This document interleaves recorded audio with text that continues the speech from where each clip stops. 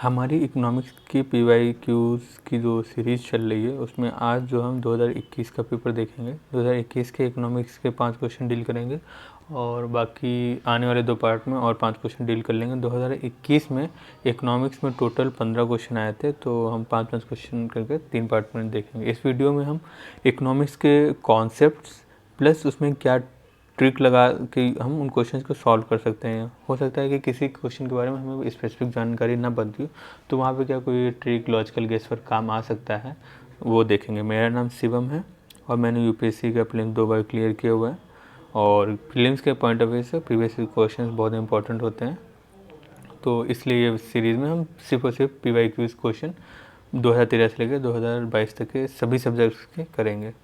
चलिए शुरू करते हैं। पहला क्वेश्चन,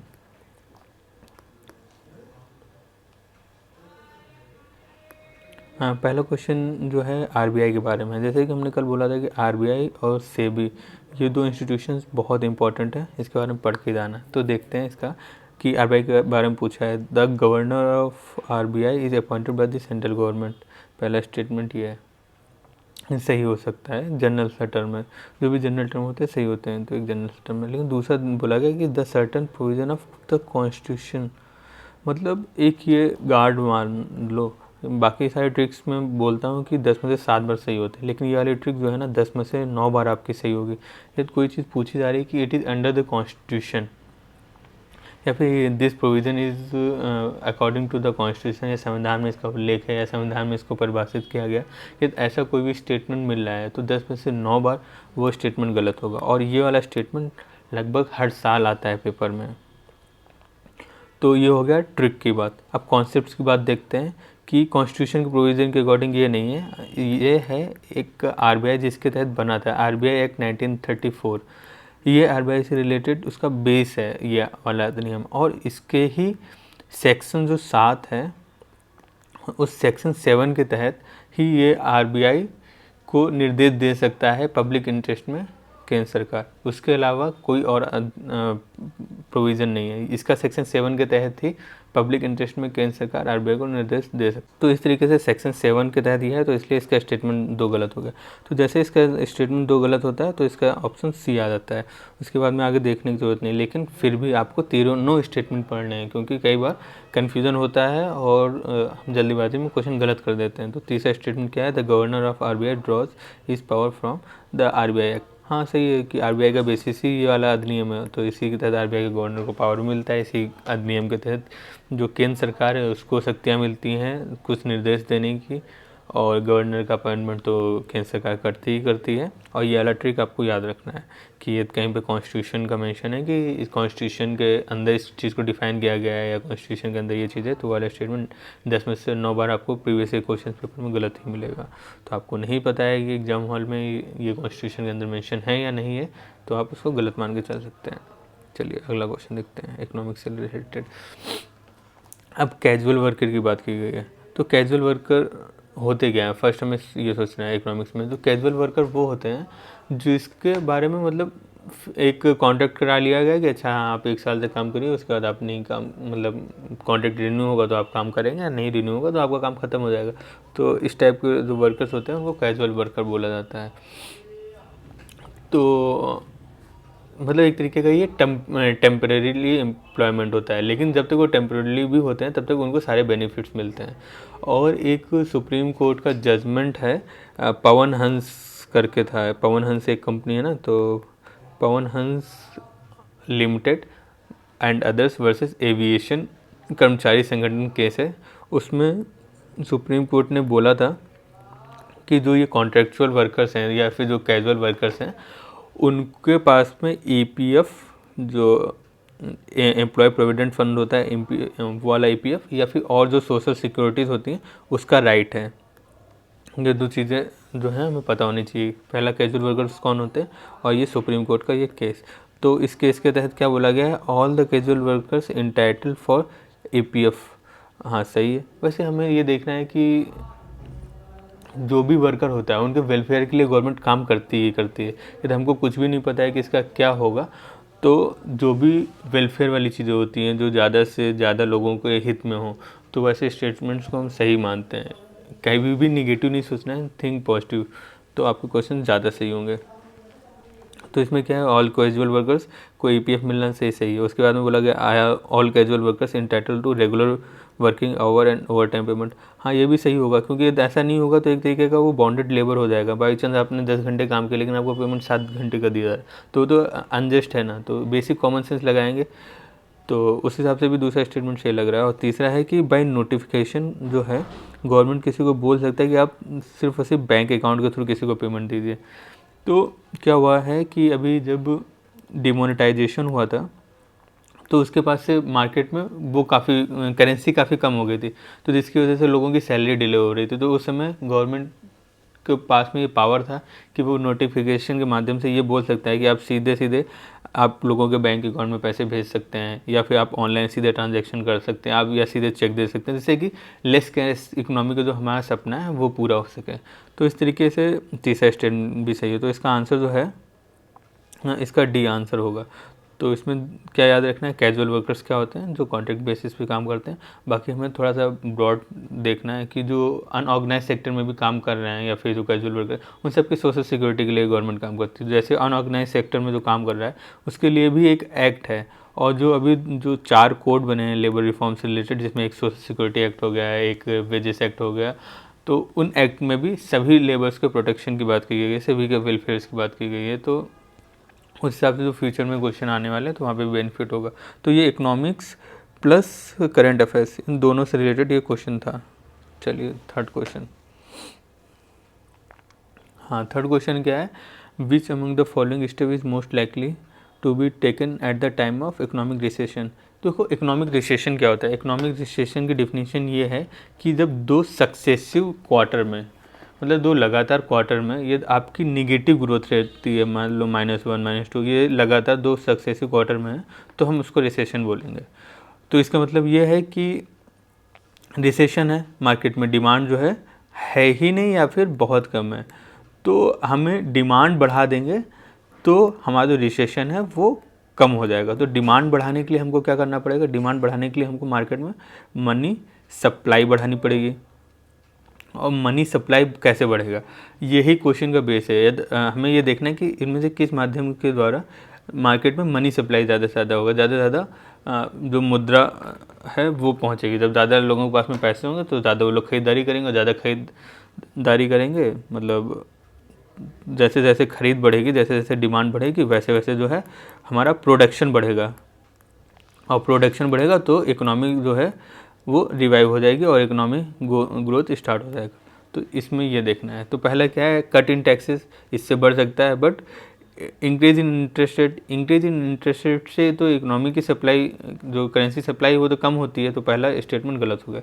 दूसरा क्या है, increase in expenditures on the public projects, ये सही हो सकता है। तीसरा देखते हैं, इसका है इंक्रीज इन टैक्स रेट, ये तो ऐसे ही गलत हो गया क्योंकि इससे मनी सप्लाई कम होगा। और reduction on the expenditure of public projects, ये तो गलती है, जब सरकार खुद का ही खर्चा कम कर देगी तो मार्केट में ऑलरेडी मनी सप्लाई कम हो जाएगी। तो इसका सही आंसर बी होगा। फिर क्वेश्चन नंबर चौथा, इसमें क्या है कि अदर थिंग रिमेनिंग अनचेंज, ठीक है। तो market demand of a good might increase, अच्छा है, जो किसी भी गुड की जो डिमांड है वो कब बढ़ेगी, ये पूरा का पूरा क्वेश्चन है। तो पहला देखते हैं, price of substitute increase, price of substitute increase, मान लो एग्जांपल, इसमें एक तरफ आप टी या चाय पीते हैं और एक तरफ आप कॉफ़ी भी पीते हैं, ठीक है। तो अभी क्या है, ये मान लो कॉफ़ी अभी दोनों 10-10 रुपये की मिल रही है, लेकिन कॉफ़ी के दाम जो बढ़ के 20 रुपये हो जाते, तो जो भी मिडिल क्लास लोग हैं या फिर जिनको दोनों से ही निकोटीन ही चाहिए होता है, और एक चीज़ का प्राइस बढ़ गया, जैसे कॉफ़ी का प्राइस 20 रुपये हो गया, तो डेफिनेटली ये 10 लोग कॉफ़ी पीते थे, उसमें से 7 से 8 लोग चाय पे शिफ्ट हो जाएंगे, और चाय पे शिफ्ट हो जाएंगे तो मतलब चाय की डिमांड बढ़ जाएगी। तो चाय की डिमांड बढ़ जाएगी तो इसका मतलब क्या है, पहला सही होगा। या किसी सब्स्टिट्यूट कोई चीज़ है तो उसकी दाम बढ़ रहा है तो उसके अपोजिट जो चीज़ होगी उसकी भी डिमांड बढ़ जाएगी। तो इसके बाद में क्या है, कॉम्प्लीमेंट, दूसरा ऑप्शन है कि कोई कॉम्प्लीमेंट है तो उससे क्या होगा, जैसे यहाँ पे चाय और बिस्किट का एग्जांपल ले लेते हैं। चाय है और बिस्किट, मान लो चाय 10 की जगह पे 20 रुपए की होगी और टोटल किसी कोई सोचता है कि हमें सिर्फ 15 रुपये चाय बिस्किट पे ख़त्म करना है, तो चाय ही 20 रुपये की मिल रही तो चाय नहीं पिएगा, तो चाय नहीं पिएगा तो बिस्किट किसी के साथ खाएगा। तो चाय और बिस्कुट के एग्जांपल से हम ये पूरे समझ सकते हैं, यदि किसी कॉम्प्लीमेंट चीज़ की प्राइस बढ़ रहा है तो उस चीज़ की डिमांड बढ़ेगी नहीं बल्कि कम हो जाएगी। तो दूसरे को एलिमिनेट करते हैं। तो क्या क्या बचता अपने पास में, दूसरे को एलिमिनेट किया, तो अब हमें बस तीसरा देखना है। अभी तीसरा स्टेटमेंट देखते हैं। तीसरा स्टेटमेंट क्या है कि the price the good is an inferior good, और इनकम जो है वो इंक्रीज हो रही है।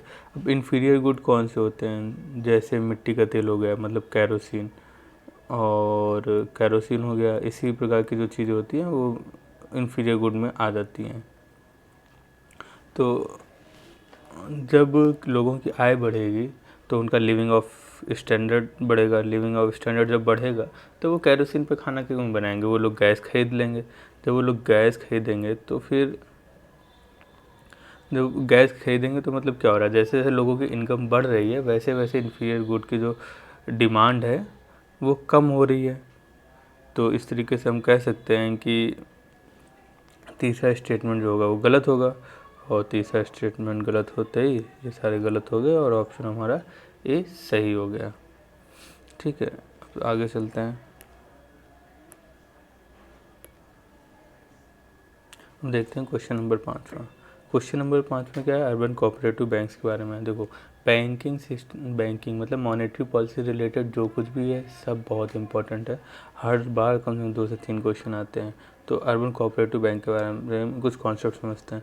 जो अर्बन कोऑपरेटिव बैंक्स होते हैं उनमें जो होता है डबल कंट्रोल होता है। डबल कंट्रोल का मतलब क्या होता है कि उनमें जो होता है एक कंट्रोल तो आरबीआई का होता है और दूसरा कंट्रोल जो होता है जो स्टेट गवर्नमेंट के द्वारा रजिस्ट्रार ऑफ कोऑपरेटिव बनाए जाते हैं। जो रजिस्ट्रार ऑफ कोऑपरेटिव्स हैं जिनको हम आरसी बोल रहे हैं, रजिस्ट्रार ऑफ कोऑपरेटिव वो होते हैं। ये 2 लोगों का कंट्रोल होता है। जो आरबीआई है वो क्या काम करता है, वो लाइसेंसिंग का काम करता है, ऑपरेशन का काम करता है, इंटरेस्ट रेट क्या होगा, ये सारे काम आरबीआई के होते हैं। लेकिन जो रजिस्ट्रार होता है वो क्या काम करता है, रजिस्ट्रार का काम मेनली होता है कि कोई कोऑपरेटिव बनी तो उसका रजिस्ट्रेशन को देखना, उसके मैनेजमेंट संबंधी प्रावधानों को देखना, उसको यदि कभी लिक्विडाइज करना मतलब उसको दोबारा बेचना है या उस कोऑपरेटिव बैंक को बंद करना है तो वो काम देखना। तो इस तरीके से देख सकते हैं कि अर्बन कोऑपरेटिव बैंक है उस पर डबल कंट्रोल है। डबल कंट्रोल में एक आरबीआई का कंट्रोल है, आरबीआई जो काम करता है वो लाइसेंसिंग का काम करता है, ऑपरेशन का काम करता है और इंटरेस्ट रेट का काम करता है, जबकि जो रजिस्ट्रार ऑफ कोऑपरेटिव है वो रजिस्ट्रेशन, मैनेजमेंट एंड लिक्विडेशन के काम करते हैं। लेकिन ये जो डुअल कंट्रोल है इसकी वजह से क्या होता था, आपस में क्लैश हो जाता था कि ये काम किसके अंदर आएगा।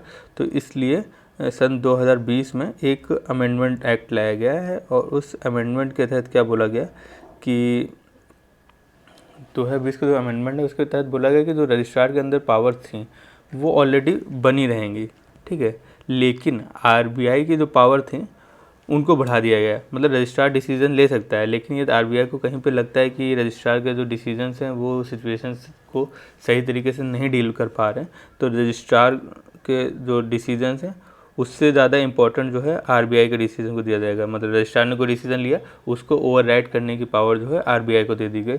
यही जो है 2020 का अमेंडमेंट एक्ट था जो अर्बन कोऑपरेटिव बैंक से रिलेटेड था।